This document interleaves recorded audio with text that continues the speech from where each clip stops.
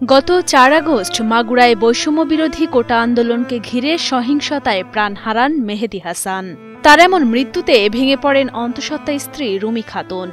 অনাগত সন্তানের দায়িত্বভার ও বাবাহীন পৃথিবীটা আগত সন্তানের জন্য কতটা নিরাপদ হবে সেই ভাবনাই যেন প্রতিনিয়ত তাড়া করে বেড়ায় তাকে।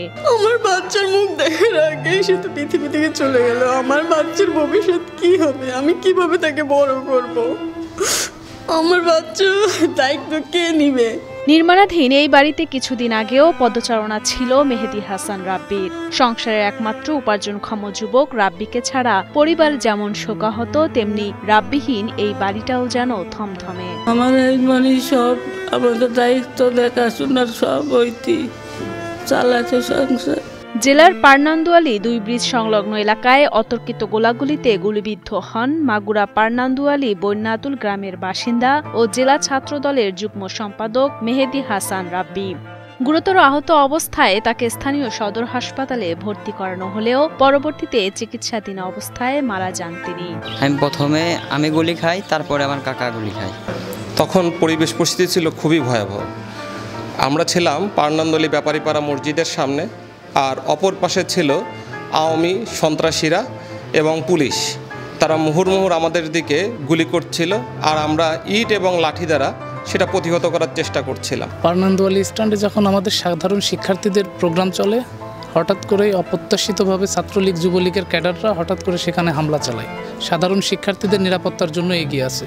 সে সামনে গেলে সেই গুলিতে সে গুলিবিদ্ধ হয় এবং সেখানে আমাদের আরও 2 জন শিক্ষার্থী গুলিবিদ্ধ হয়ে মারা যান। কয়েক মাস আগেই বাবা মঈনুদ্দিন মারা যাওয়ার পর বড় ছেলে হিসেবে পরিবারের হাল ধরেন রাব্বি। তার আয় রোজগারেই চলছিল পুরো সংসার। তবে ভাগ্যের নির্মম পরিহাসে চিরতরে পাড়ি জমালেন পরপারে। তাকে হারিয়ে আর্থিক দুরবস্থা আর অনিশ্চয়তায় ভুগছে পুরো পরিবার।